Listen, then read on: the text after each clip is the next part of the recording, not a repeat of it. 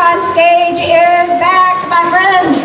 Presented by Alamo Drafthouse Cinema. Thank you all for being here. If you're like, wait a second, what's about to go on? We're about to talk about how you can talk to your cat.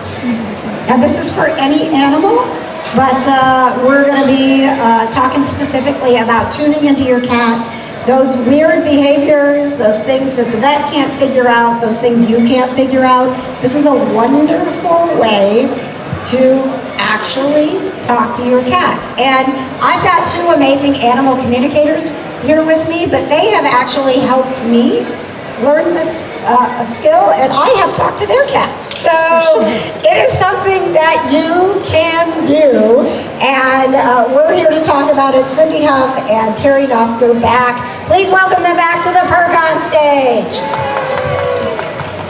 Am I supposed to turn this on now? I think you might be on. Hello?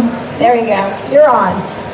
So Cindy, I think if we can just start, who here has actually talked to an animal communicator before? Okay, so we have a couple people, and we have like this guy right here who's like, what are we doing?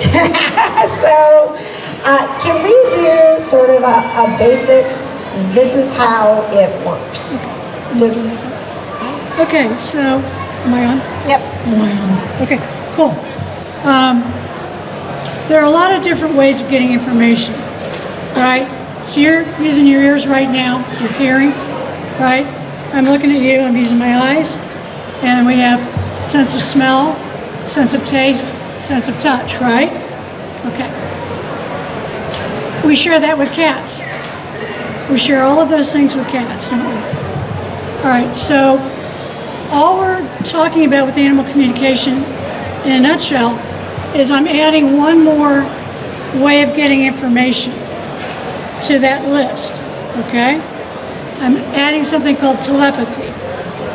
And the way telepathy works is I form a temporary heart connection with the animal I'm going to speak with, okay?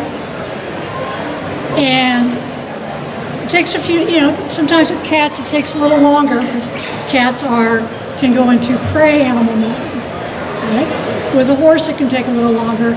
They're prey animals. Dogs are predators. They tend to be a little more easy to integrate with. Is it a confidence thing that dogs are afraid of what's happening? No, I think what I'm saying is dogs are predators. Okay. So they're a little easier, and they're also more integrated with us. Dogs were bred to do things with us. It's like horses were bred to do things with us. Cats were introduced with people as take care of the rodents in the temple, okay? So they work independently from us, but they've learned and become domesticated. But yet my relationship with our cats and my relationship with our dogs are different in their interactions because they're very different species. Does that make sense? So animal communication is not just watching behavior of an animal, it's forming a heart connection, a temporary one, between myself and the animal, and then I use telepathy to gather information. I will say that most of the sessions I do, and that Terri does, are remote. The animals are not in the same room with us. I have a picture because I'm visual. So I have a picture of the animal I'm speaking with. I have the human being on the phone. And I have to explain that with new clients because they think they have to put their dog on the phone. And I'm like, no, we're going to talk this way. I'm talking out loud just for you, all right? So you hear the conversation. I kind of want to put my cat on the phone. Which one? Which one? Which one? Which one? Grayson wants to talk. Anyway, no, you didn't want to talk. Earlier today were Leia and Omar, but anyway. Yes, I'm sure we'll get to you guys in a little bit. We'll check in with Grayson, my cat that you guys all follow that's on your tags. So, tell him to hang on. So hold the line, please. So if you think about it that way, we just have added another sense called telepathy that we're using to gather the information If the animal is not there, present with me, you've got the human on the phone, got the picture, because I'm visual, I like pictures. I ask the animal, how are you feeling in your body? And they may show me, they may tell me, they may be emotionally upset, so all I get is emotion back. So that's how we get the information to kind of see where we're going to start the conversation. You want to go from here? And that telepathic information can be, like she said, emotion. It can be a feeling inside of myself. Like all of a sudden, I'm sure with, was it Omar had the headache? Yep. She felt the headache in her head. I might hear a sound. I might get a taste, like if you ask a cat what their favorite food is, I might get a taste of tuna or the texture of how it feels to chew on something, that kind of thing. So all your senses, seeing, hearing, tasting, touching, feeling, are all done by telepathy. So you're not just going to have a cat say, you could, I'm feeling a pain in my left hip today. They usually don't say it that way. But they'll say they might show me themselves stretching, getting up when they first get up and how it hurts on that side. And I might feel it, or they may show me in my head a picture. So it's still all the same senses because it comes into your head in a different way. Now, also the voice, if you do hear a word, it will be in your own thought, in your own voice, because that's what you hear in your head. I'm going to go meow, meow, meow, meow, meow, meow.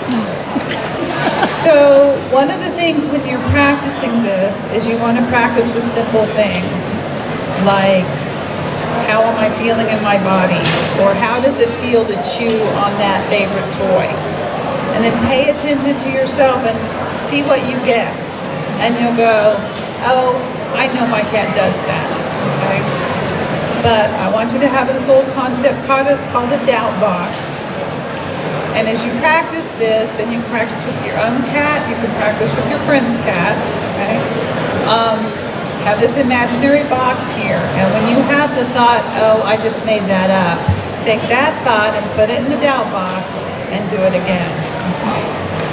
Cindy and I took the level 1, basically, animal communication class together.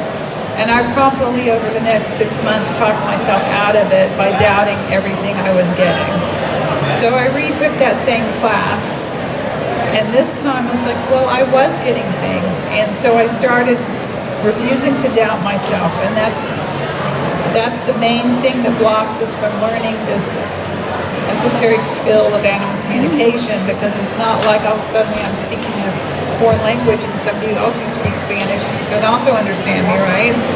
But it's really more things like, I'll say, well, here's an example that helped me.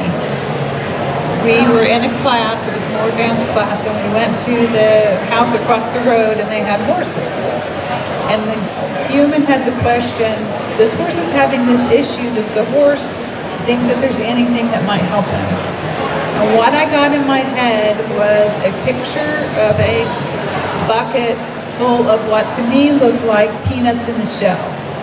And my doubt box, or my doubt question was, oh, horses don't eat peanuts in the shell, that's stupid, right?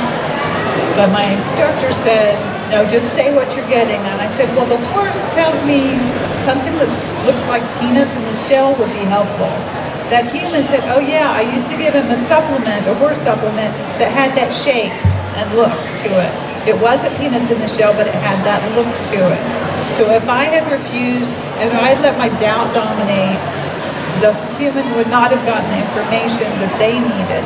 So it really doesn't matter if I understand, if I'm reading my neighbor or talking to my neighbor's cat, I don't have to understand the message. I just describe what I get, and that's important. Describe it, and then you can say, well, I think it might be this, but you want to describe it first. Okay? So, and you can practice with your own cats. You can practice But it's good if you practice with somebody you know their cat, and so you can practice that. And so then when your cat starts talking to you, you have that experience of a cat that somebody else is more familiar with to reinforce what you're getting, okay? And just remember that doubt box is always available. You can pick those up when you're done, but during that time you're spending practicing, use it and say, okay, I'm just doubting myself, I'll put it in there, okay? One thing is it does not have to make sense to you, and it doesn't have to be logical. Your job is not to interpret. Your job is to get the information and relay that information to the human, okay? And that's really hard to do, and I think the one training that she and I took was in remote viewing. I don't know if any of you have ever heard of that discipline, but remote viewing really helped us separate out what we're getting, what the actual thing is we're getting, as opposed to what our left brain wants to butt in and tell us we're getting, right? That's interpretation. So another example is, we were in class, we each brought our own animal, and the question you were supposed to ask the animal, the other person's animal, was, what's your favorite food? And my dog showed them this bowl full of what they thought was spaghetti sauce. And they thought, that's weird. You feed your dog spaghetti sauce, like meat sauce, spaghetti red meat sauce. I, at the time, was feeding my dog a raw diet. So it was hamburger meat, all ground up with tiny little vegetables in it. And so to them, what it looked like, but because they described it to me, I could say, oh yeah, that's right. Now I did that on the recommended of a particular vet, because that dog had liver problems and we went on to a raw diet for specific reasons, and he fully recovered. But not necessarily recommending that, do your research. But for him, and she would, if she had let that doubt stay in her head, she never would have said that. You know? For sure. So it's things like that. The other thing I wanted to point out, just random fact, we are both science majors, just so you know. She's a nurse, I'm a biology major, so we came into this, me in particular, as a skeptic, okay? And, can I tell a quick story? Okay. So Absolutely. I had a, I don't know, you probably won't know this breed, but flat-coated retriever, which is a big black retriever. And he started running into walls and doing things like that. Had trouble getting up, getting down, stumbling, things like that. Took him to the vet. We found out that he had a brain tumor, okay? And that's all the vets would do. They said, he has a brain tumor, he's gonna pass. And I had met this pet psychic, animal communicator, at my first ever Victory of Light, yeah, in Cincinnati. Yeah, I went for the stones, but I ran into this lady and I said, you talk to animals? And I said, well, I've got this dog and I can't bring him to you. She got on a bus from Northern Kentucky, rode the bus to Cincinnati and out to my house to talk to that dog. And, you know, I'm going, okay, this ought to be interesting. She spoke with him for a little bit and she made a deal with him. She said, when you're ready to leave, I want you to lay down and not get up. And you'll know you're getting ready when you can't see. So the dog started running into stuff several weeks later. He started running into stuff and couldn't get down the steps by himself, things like that. And I called Kate. She couldn't come out. Okay, remember the first time she saw him, she was there. She couldn't come out. She didn't have time to hop on 2 buses and come out to my house. Right? And all she said was on the phone, I'm not putting the phone up to the dog's ear. She says, Gaylord, do you remember that when we said when you're ready to go, you're not going to be able to see and you're going to lay down? The dog laid down. After pacing and pacing and pacing. He was pacing. I couldn't get that dog to lay down. And as soon as Kate said that, not being there, but she said telepathically to the dog, he laid down. I said, okay, I think there might be something to this. And we were able to allow him to pass peacefully, okay? But that's what it took to convince me. I had to see my dog show me. She was the kind of person you said, what, I need to put my dog on the phone. She was that much of a skeptic. Yeah, I did. I actually said that to her. What, do you want me to put the phone up to his ear or what?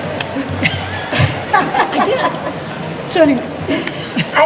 I want to get to questions because I have had the opportunity to have both of these amazing ladies in our lives and help us enrich the lives of our cats. So, hi Patches. Hey dude, how are you? There's our cat Daddy back there. So do you have any specific questions now that you've kind of gotten an overview of this is how it works and this is what they went through to discover that they could communicate with animals? Do we have the roaming mic? I will tell you that anybody who can see, smell, taste, hear, or feel things can become an animal communicator, okay? It's just learning to trust what you're getting. Yes, go ahead, Sally. Not doing my job, I'm sorry. Oh, is the mic on? Hey, Paul, is the mic on? Okay. No, it's not. Stand by. If any cats would like to communicate with us right now, we have a pause. Good? Okay. So, my question, Whoa. my question would be, obviously we've talked, I have an interest in this, but my concern about somebody like me doing this is that I don't want to be taking on all these emotions. What can somebody who's interested in doing it do to get past that fear, and how can we do something to protect ourselves that, so that we don't take on too much of that energy? Okay.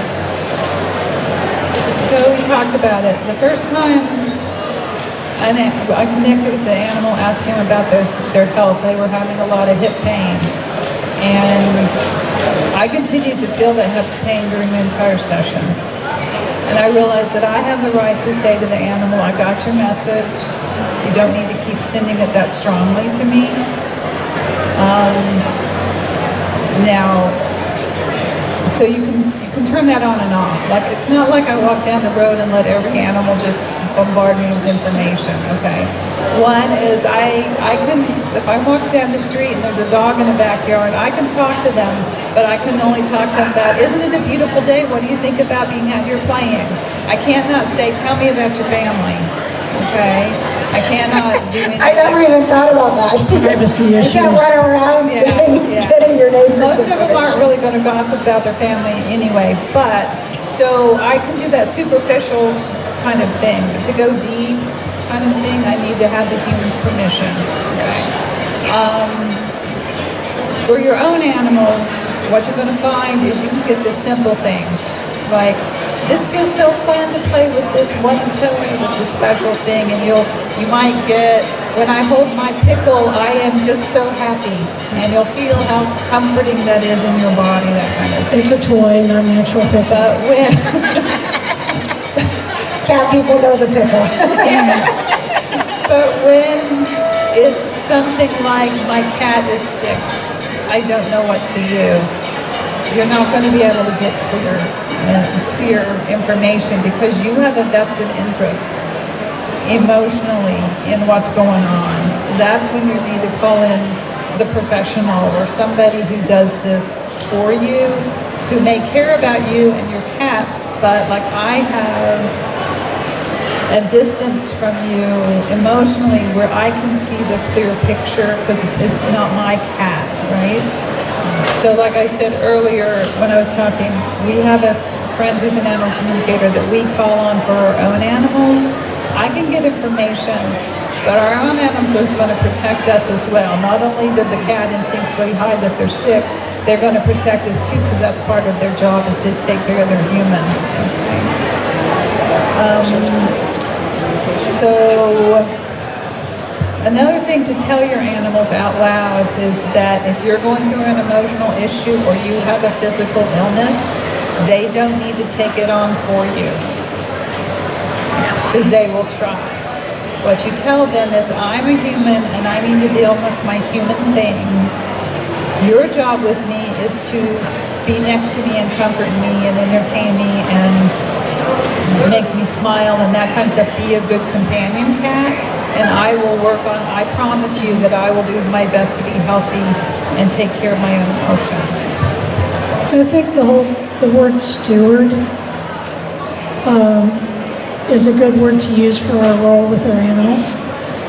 We're stewards for them. They're in our world, as we were talking earlier.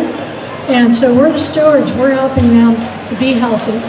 They're trusting us to be able to show us when they're not feeling well. That's especially hard, as we were talking, with cats and horses. So we have to earn that trust. And once we have that trust, then I think they might be open to someone like Terri or myself being able to speak to them. Does that make sense?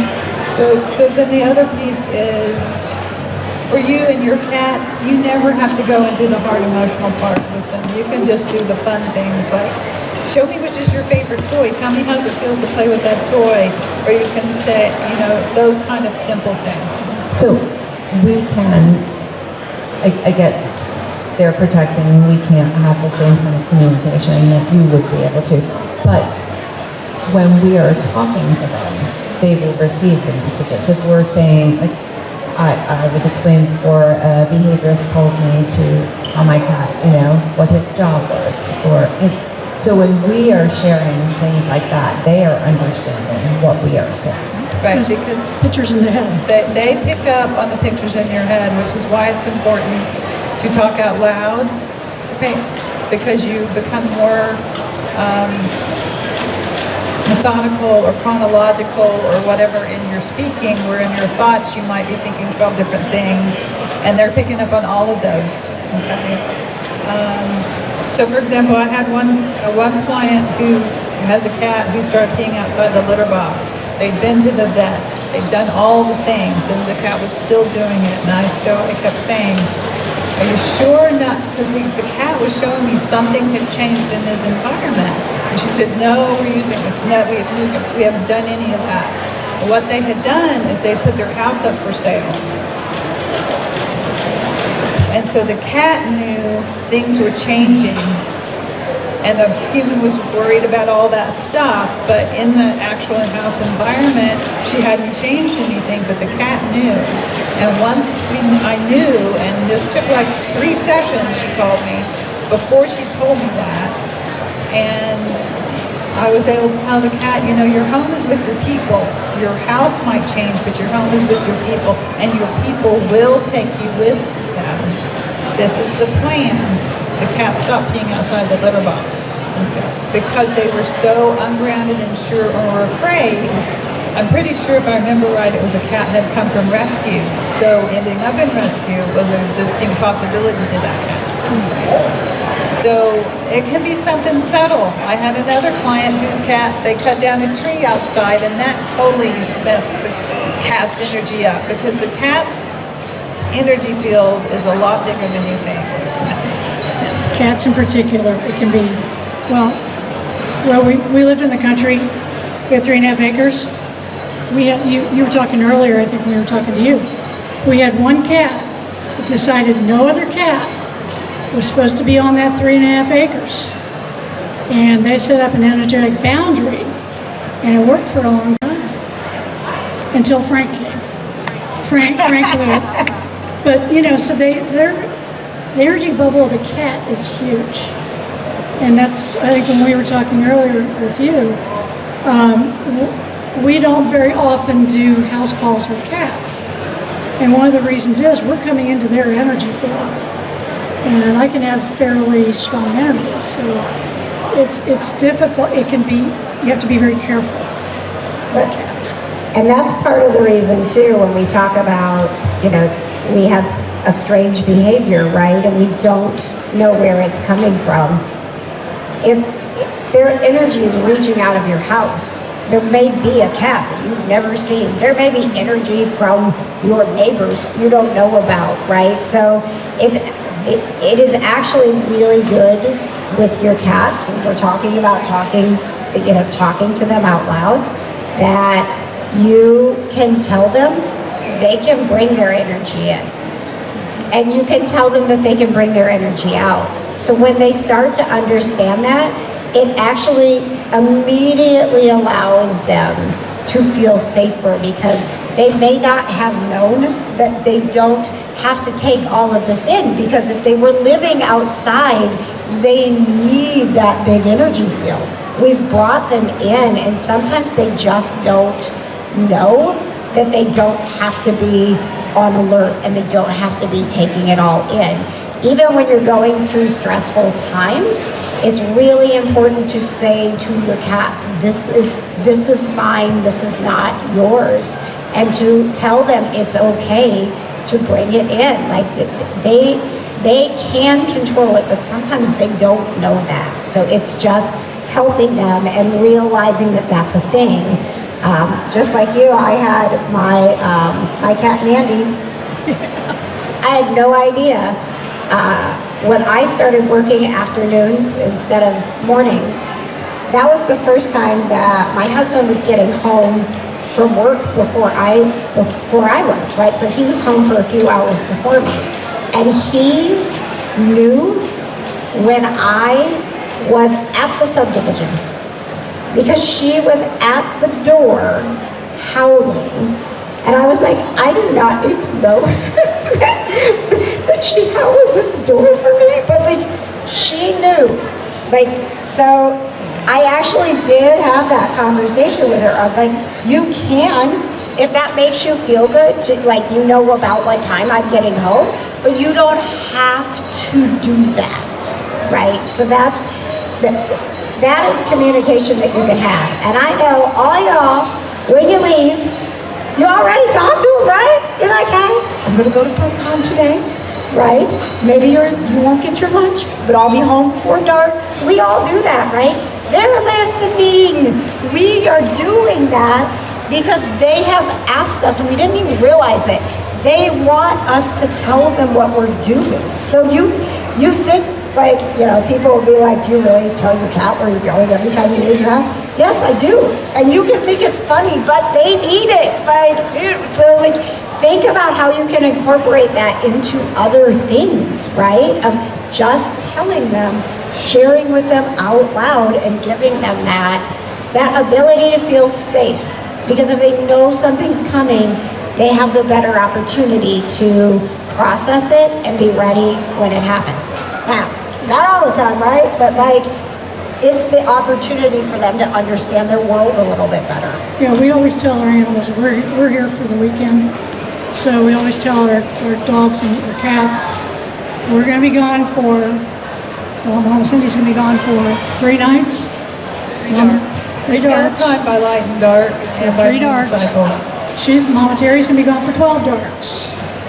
And your Auntie Megan is coming, and Auntie Megan's going to stay in the house with you.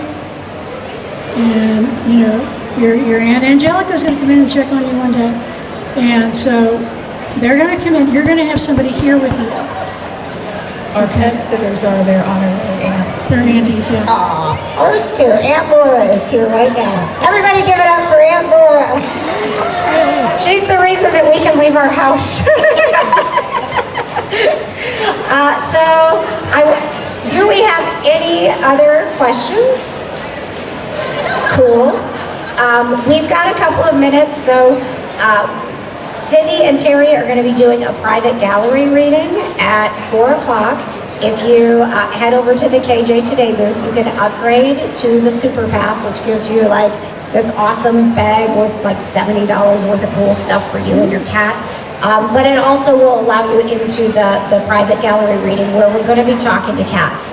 So since we have a little bit of time, I thought, why don't we talk to a cat, right? Sure. All right. Sounds good to me. All right. So Katie, who has like an injured ankle and still here, like doing all the stuff and things, you got a picture on your phone of your cat?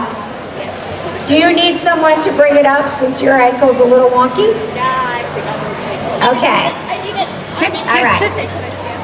Yes, and let's give her the microphone so she can answer some questions for Cindy. We're gonna The do a server's dying, so bear with me if it's. Oh, do we want to just have, I don't, Oh, what's happening? we're having microphone problems. Oh. We're fine, we'll get through this. Okay. All right. So what's this What's kitty's your name? cat's name? What is it? Etta James. Etta James.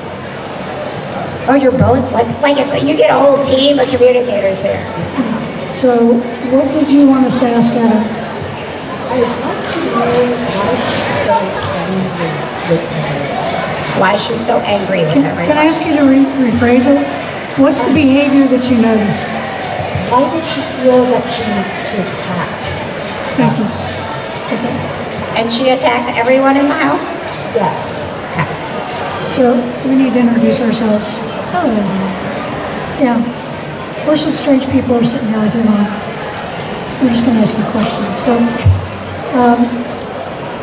why do you act as if you're angry, and why do you attack others? And we're just going to sit and see what she says.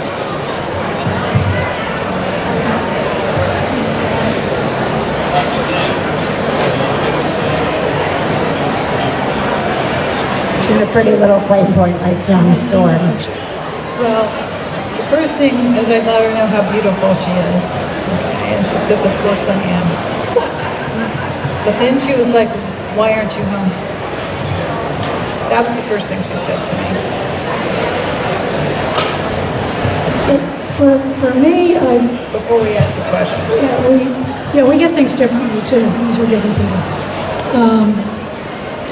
I got a feeling from her of just kind of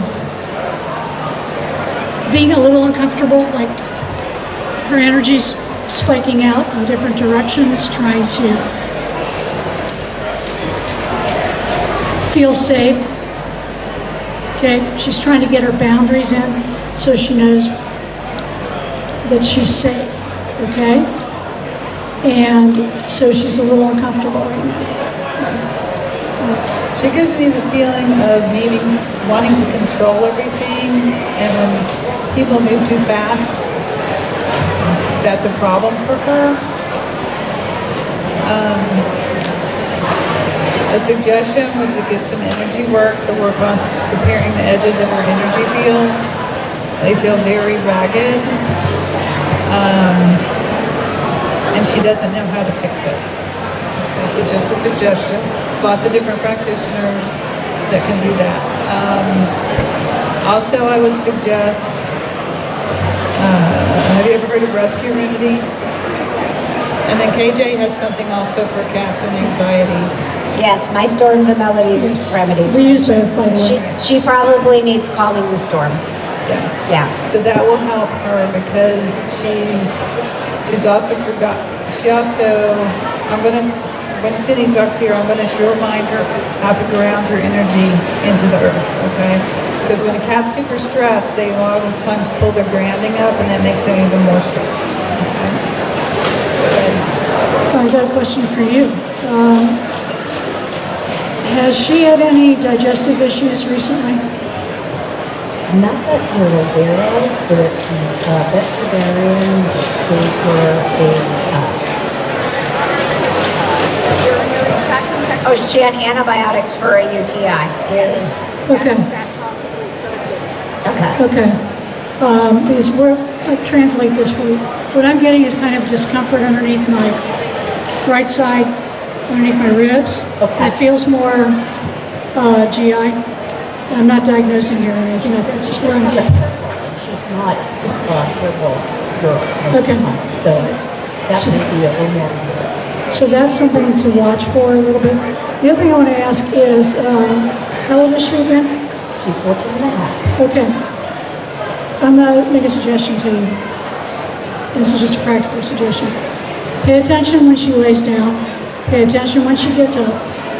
And notice changes. If you start seeing changes, then that is a good time to go back to the vet and say, I'm noticing she's having trouble getting up, or she's having trouble laying down. One can be shoulders, one can be hips, right? It can be the back, not a back, but that's a sign that she's uncomfortable. And that the vet can help her feel more comfortable again. Okay, but the more the GI thing, whatever I'm getting here, is something I'm concerned about now, but she's also talking about getting up, laying down, is starting to be a little more difficult. I just want to say with the energy field issue that I was talking about, anytime anybody comes in the house or walks by her, you're in her energy field. So I'm reminding her she can pull that in so that when people walk around the house and do things, that they're not disturbing her as much. Yes, occasionally looking somebody to look at the HVAC system or something that was just a couple weeks ago. Right, yeah. So I'm asking her what else she wants you to know.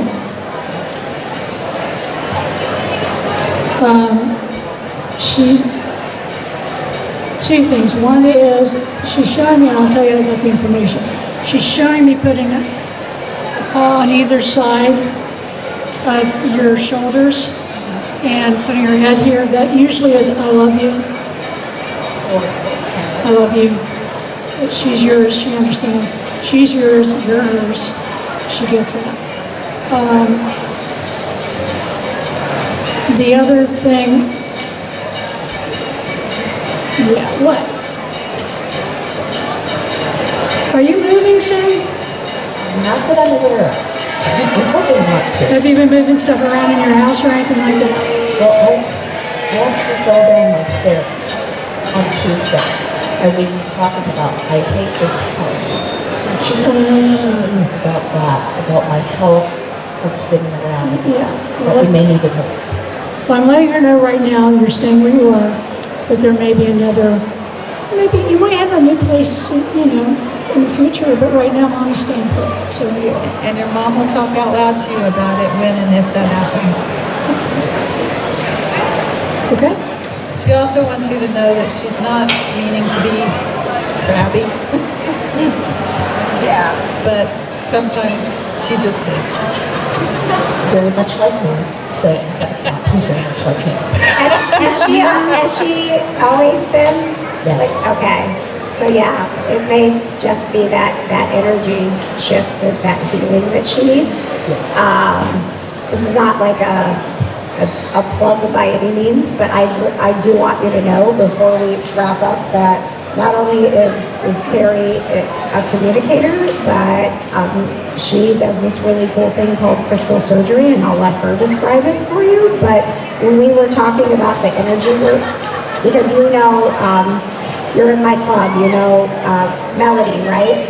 And the urinary issues that you're talking about, like connected me with that, and that is, it's holding a lot of stress, and cats do that, right? Yes. But when we do the energy work, one of the cool things that Terri can do is balance out her field and hold it for her. I'm going to let her describe it, but that's what I have felt for Melody, is that I will reach out to Terri and I'm like, she's not grounded, and she's like firing all over the place, and Terri does her thing, and then and Melody's like, whoosh. Yeah. That definitely. So crystal surgery is a particular technique that was developed by a woman named Vivian Chapera in Cincinnati. And Crystal just started talking to her one day, but she's developed this technique where you utilize crystal tools to do work on the energy field, energy body, energetics of a person or an animal. And then that is what our physical structure is built upon, is the energetics piece. You've probably seen aura photos. Those are a certain type of picture of the energy field that can, for some people, say, okay, it's some real. We just don't have all the technology yet to show all the things that energetic practitioners can work with. Crystal surgery is a particular structure technique using crystal tools. It uses the quality of the crystals, because they all have different qualities, the mineral kingdom that has here to help out humanity. This particular necklace that I'm wearing, this is Fritz. This is Fritz, his human. I worked with Fritz, and his human credits me with helping him live several years longer than he would have. And so she made this necklace with Fritz, and it has one of his whiskers in it, and to honor me. And it's such an honor with him, and he's been here, sitting right here the whole time that we've been here. Anyway, so that's crystal surgery. That's what that is. I also, and Cindy has in the past also done crystal healing touch for animals. I'm also a level 2 Reiki person, so it all integrates together. I think that's important, what you just said, because there are different ways of working with energy, okay?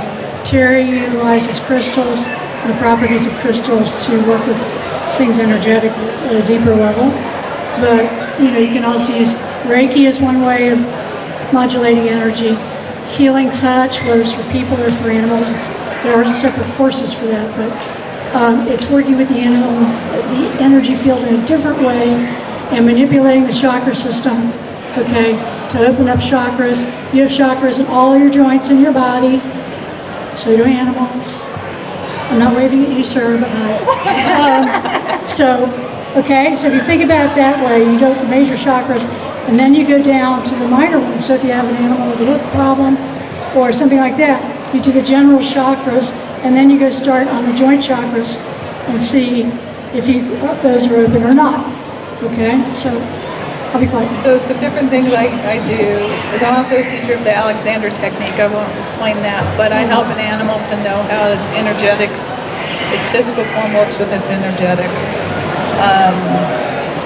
I helped a particular dog be able to cope with thunderstorms by helping him remember that, which is a challenge. Even for we have a dog who's super afraid of storms. I do, but he likes being afraid. So because he gets treats, he gets to go hang out in the bathroom. He gets all the things, but. So I can do certain things like animals with arthritis. I do something that's called the anti-inflammatory technique. And I don't have to be there in person. In fact, cats prefer that I'm not there in person. In the telepathic realm or the energetic realm, there's no such thing as time or space. So I have clients in New York. I have a client in Florida. I do energetic work with their animals. I just print out a picture of their animal. I use a crystal to help hold focus. It's like the proxy. And I do the energy work, and I take pictures at different times during the session of the different crystals I'm using. And I send those to the human so the human can set, and then I tell them, I did this on this is what your cat told me, this is what your dog told me. This is how they told me that they were feeling better afterwards, those kind of things. I work on some people occasionally, some people every month, every couple weeks.